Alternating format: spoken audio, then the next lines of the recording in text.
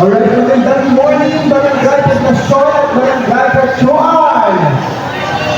Ayan, kamusta po kayong lahat? Ayan, narinig niyo ba ako sa barangay Litoral? Narinig po ba? So ayan, napakasaya, dapat maging masaya kayo ngayong araw na ito.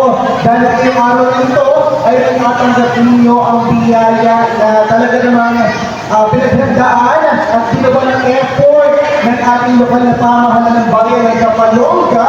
Walang iba kundi si Mayor Luz and Santo Ricacio. Kaya palagpakan po natin yan. Hindi po ba, kung wala si Mayor Luz Ricacio, wala na po tayo dito sa inyong harapan. Hindi po tayo magkakasama-sama. Pero dahil sa aking kagalingan, sa kanyang panunukulan, nandito po tayo. Matatanggap po ninyo ang inyong mga biyaya this morning. At syempre, bago po ang lahariyain muna po ako magpakilala sa inyo. Ako si Jaylord Parale, also known as DJ King. Ayan, nag-iisang hali ng radyo sa CWFM Cibolo Radio. Sino po dito nag-iisang ng radyo? Ayan, medyo pupunta na. Pero, hayaan niyo po akong i-invite kayo sa ating DWFM Facebook page para po aware kayo sa mga ginagawang projects and services ni Mayor Luz Ricacio. Ayan, nakikita niyo po ba yung dalawang lingkod sa taas? Nakikita niyo po, ayun o, dalawa. Hindi ko nakikita. Nakikita niya. Ayan po yung dalawa na yan. Ayan, isa po yan sa proyekto ni Mayor na hindi naman niya pinangako pero kanyang ginawa. And kapag pumasok po kayo sa loob ng ating municipality, ayan, meron na po tayo dyan elevator para hindi na po kayo mahirapan na umakyat sa taas para makagawin pagpalad ang ating ina ng bayan ng Kapalonga. At heto pa, alam niyo po ba na si DJ King ay isa ng Marites dito sa bayan ng Kapalonga? Okay lang po ba na nakipag-chismisan ako sa inyo? Na konting oras lang naman. Konting bagay lang naman yung i-chismis ko sa inyo. Pero, huwag niyo naman ang susubong kay Mayor ha? At baka kumagalitan yan. Okay lang? Promise?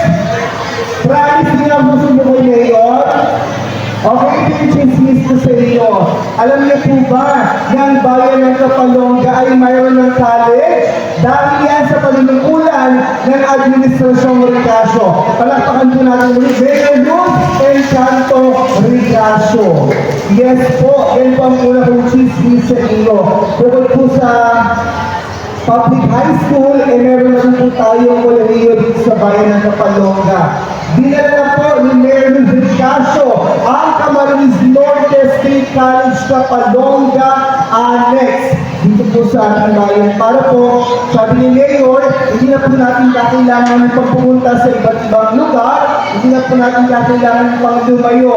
Bagkos ay meron na po tayo dito sa ating bayan ng Kapalonga. Ayan. Siyempre, mapapakinabangan po yan ang ating mga anak, ng ating mga apo. Ito po manungkulan ang ating ina ng bayan ng Kapalonga. Ang nagpabago ng mukha ng Kapalonga. At hindi lang yan, si Mayor Luz Ricacio ang dahilan kung bakit naging second class na ang bayan ng Kapalonga. Di po ba isang malaking karangalan para sa ating bayan na sa buong lalawigan ng Camarines Norte ay pangalawa na sa umuunlad na bayan ang bayan ng Kapalonga.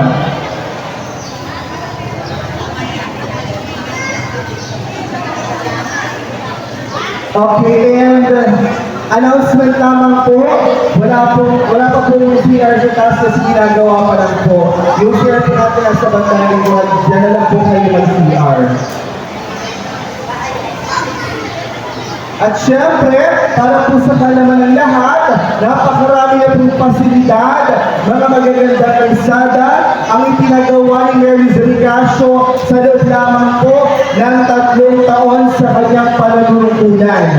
Di po ba, napakagandang balita niya, at hindi lang yan, ang nagtaas ng klasifikasyon mula sa third class na ngayon po ay second class na ang ating bayan ng Kapalonga.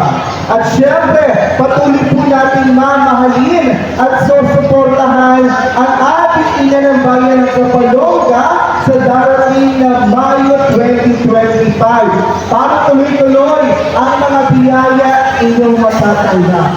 At pangalawa po, i-dismiss ko rin po sa inyo, huwag po kayong papayag na ilipat sa regional ang inyong pensyon. Bakit? Kasi matatagalan po ang proseso ng inyong pagkuha ng pensyon kapag nasa regional. Bakit? Matagal na proseso kasi pag nagkaroon kayo ng pagkakamali sa inyong mga papel, isang pagkakamali lang, kayo mismo yung pupunta sa regional, sa DSW sa regional. Pero kapag nasa LGU ang umahawak ng pension ng mga minamahal nating senior citizen, hindi nila po kakailanganin pa pumunta sa regional. Bakit? Si Mayor Luz Ricasio na po ang mag-aasikaso ng inyong papel para po maresolba yung mga problema. Papayag po ba kayo ilipat sa regional? Yan, huwag po kayong pumayag. Dapat sa LGU lang para si Mayor mismo yung mag-aasikaso ng inyong mga papel. Kaya palakpakan natin, Mayor Luz Ricasio!